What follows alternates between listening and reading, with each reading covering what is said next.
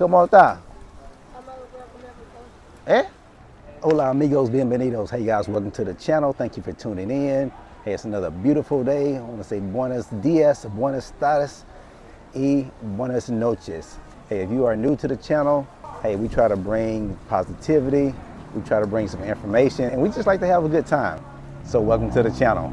So today we're going to talk about the 5 best places I think for Airbnb in the Republica of Dominicana. Yes, it's my top 5 places now. Someone else may have other thoughts, or, you know, to each his own. This is just what I think. Now, no, I have not been to every city in this country or every area or county, I would say, in this country, but I've been to quite a few. And guys, we're going to start off with number 5 and go down to the number 1 place. So number 5 is Sosua. Yes, I've got Sosua in the number 5 spot. It's a beautiful area up there. They have mountains, they've got some beaches, they've got a few neighborhoods or communities up there that's very nice. I've been to 1 or 2 myself up there looking at properties. So yeah, I kind of like the area. I considered it. There's a nice community up there. I think it's Sosua Ocean Village. It's a waterfront community. Very, very nice. Sosua is known for a few things, so but they're doing some major renovations for the beach area, the main beach area. They're doing some major renovations. They're cleaning it out, doing some renovations right now, major renovations. They're doing it right now as we speak. It's been going on for maybe about a year, 6 months or a year. So yeah, so who knows what it may be in the next year or two. Who knows how it's going to look in the next year or two. I think there's going to be a good thing for Sosua. I know there was a lot of talk, some of the business owners and things of that nature down there, but I think it's going to be good for that particular area. So number 5, Sosua. All right, number 4 is Puerto Plata. There's Puerto Plata. It's Sosua's next door neighbor, maybe about 15 minutes from Sosua. A beautiful area, beautiful mountains. They've got a few communities up there that's fairly decent, fairly nice. I've been to a few. I have not been to all of them or really toured the area in totality, but it's a nice area. They've got the Mount of Christ up there. I don't know the name of it, but it's got Christ, image of Christ on the top of a mountain up there. The telecart, the telecable, I can't think of the name of it, but they've got that beautiful, beautiful, beautiful, beautiful going up that mountain. Yeah, they got the cruise ships coming in up there in Puerto Plata. Yeah, so it's a nice place. They got Custom Bar or Coastal Bar, a huge community. I mean, Coastal Bar is probably the size of Bayibe, maybe even bigger than the whole town of Bayibe, just that one community. It's huge. Yeah, they got some places in there that, you know, it's not the newest development or the newest community. It is oceanfront on the Atlantic Ocean. It is oceanfront, so you have access to the beaches, the water, some beach restaurants, some beach bars. Yeah, so it's pretty cool up there. I stayed there for a few days, and I enjoyed the feel of the community, and I enjoyed having beach access right there in the community, so it was nice. But Puerto Plata, I got coming in at number 4. All right, guys, remember, hit that like, subscribe, notification bell. Hit all those buttons. I'd appreciate it. I hope I've earned your subscription. But coming in at number 3. Now, these top 3, yeah, they were a little harder to put in place.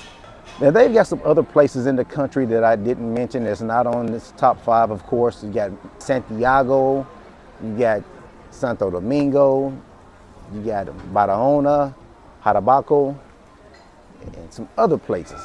But this is my top 5 for Airbnbs. If you want an Airbnb, maybe have it pay for itself in the long term, or in the short term, have it pay for itself. This is my top 5. This is my top 5. And remember, guys, any of these places, you have to be mindful of your investment price. You know, some people say that's where you make it or break it. You know, how much you invest, or, you know, did you overpay?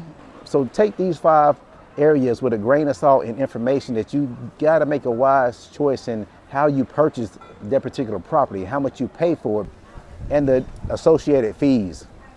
I'm not saying that you can go buy in these places and it's going to automatically be successful. No, There's not anywhere in the world that you can say, hey, you buy in this city, you're going to be successful, you know.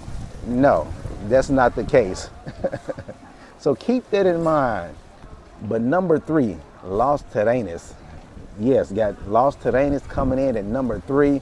Man, it was tough. I like Los Terrenos. It's beautiful up there. It could have been 1 or 2, but I got it coming in at number 3. And Los Terrenos has some beautiful beaches, calm beaches. Even though it's on the north coast, it's got a lot of calm beaches that I went to. I've had a chance to swim in, float in, and just relax in, you know.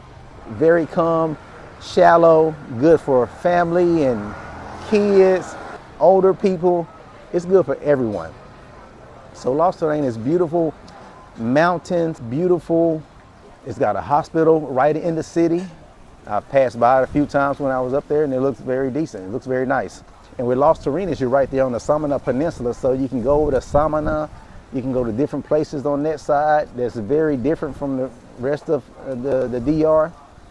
So it's, you know, it's a nice spot. I like Los Terrenos. I don't like, you know, the drive to get there or the tolls to get in. The tolls are very expensive.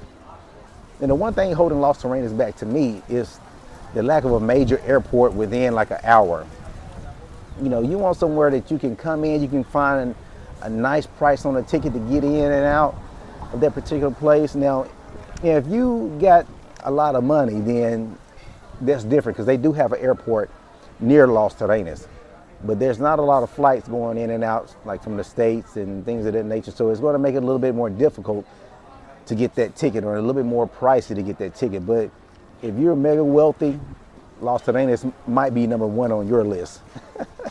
It's got a very good vibe. You know, it's a lot of foreigners there, a lot of expats coming in and out. So yeah. All right, number 2. Number 2 is AIRBNB and Dominicas. It's 2 different little towns, but it's AIRBNB. So yeah, AIRBNB and Dominicas. That comes in number 2. Now, I may be a little partial to AIRBNB. It's got its own unique vibe. You know, it's got its own unique feel. Beautiful area, nice little beaches. Now, it doesn't have a lot of beaches. Now, Los Terrenos did have a lot of beaches, or long stretches of beaches, which I love. I love that about Los Terrenos, the actual length of the beaches. Beautiful. I love that. I had to add that in on Los Terrenos, so I might have to move it up on my list, but I might have to move it to number 2. But number 2, AIRBNB, Dominicas, beautiful area, beautiful vibe. And I'm not putting AIRBNB and Dominicas in number 2 because of just the vibe and the feel of it. I look at it because I see the expats and I see the tourists, or just the people that's coming on vacation for extended vacations, not for a week, for a month or 2. The snowbirds, they love coming here and coming back. I'm sure that's the same way in Los Terrenos and Sosua and Puerto Plata. But I see it here all the time, that the same faces come back, new faces coming, new faces coming back. And just talking with some of the customers, some of the people that's visiting on vacation, talking with them and just getting their perspective on AIRBNB in particular.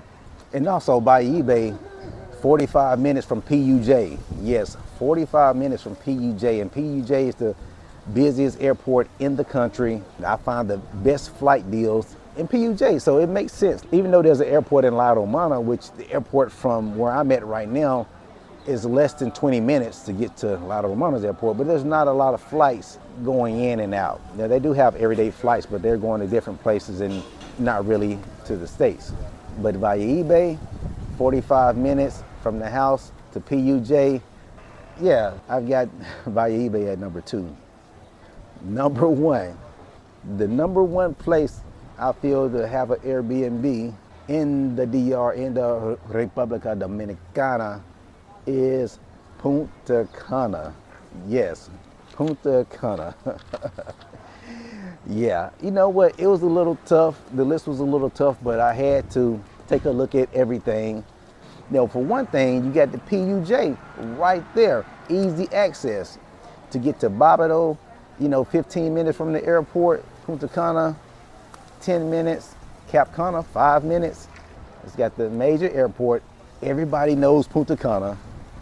It has tons and tons of visitors every single day that's going there. They've got some new developments going on that looks absolutely amazing. Even though I decided not to purchase it and to make that my place of residency over there, I still think it's a good place for Airbnb. Now you got to be, of course, mindful where you buy there. You have a lot of visitors that come in there. A lot of people know about Punta Cana, and they keep coming. You know, new people keep coming all the time. Now you might have a little competition with the all-inclusive, because there are some major all-inclusives, and they got, it seems like a lot of the beach covered, like, you know, like they're on a lot of the shoreline.